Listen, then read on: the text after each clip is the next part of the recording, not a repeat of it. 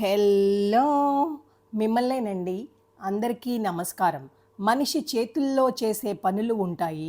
దేవుడి చేతుల్లో రక్షించే ఆయుధాలు ఉంటాయి. ఆ దివ్య ఆయుధాల గురించి తెలుసుకోవాలనుకుంటున్నారా? వీడియో స్కిప్ చేయకుండా చివరి వరకు చూడండి. శరం దుష్ట శక్తులను ఛేదించే శ్రీహరి బాణం. అది ప్రయాణించేది ధర్మం చెప్పిన దారిలోనే. క్షురిక భక్తులను రక్షించే కట్టుబాటు పాశం లాంటి నియంత్రణ శక్తి. డమరుకం దుష్ట శక్తుల బలాన్ని విచ్ఛిన్నం చేసే ఆధ్యాత్మిక ఆయుధం. కౌమోదికం దేవబలం పెంచే ప్రత్యేకమైన దేవాస్త్రం. పాంచజన్యం పవిత్ర శంఖం. స్వామి శబ్దమే శక్తి ధర్మానికి పిలుపు. నాగాస్త్రం సర్వశక్తులతో కూడిన రక్షణాస్త్రం. శత్రుశక్తులను బంధిస్తుంది. హలాయుధం దేవబలం, క్షమ, శాంతి ఇవన్నీ ఇక్కడి నుండి ప్రవహిస్తాయి.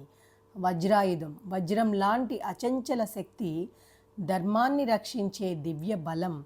సుదర్శన చక్రం చక్రరూపశక్తి పాపాన్ని, అంధకారాన్ని నశింపచేస్తుంది. దంతాయుధం అడ్డంకులను తొలగించే దైవిక బలం. నఖాయుధం దుష్టులను మూలం నుంచి చీల్చే తేజం. వరుణాయుధం శాంతి, శుభం, పవిత్రతకు ప్రతీక. వాయువస్త్రం శత్రుశక్తులను చెదరగొడుతుంది. శార్ఘానాయుధం వేగం, ధైర్యం, శౌర్యానికి ప్రతీకం. విజయం దానిదే.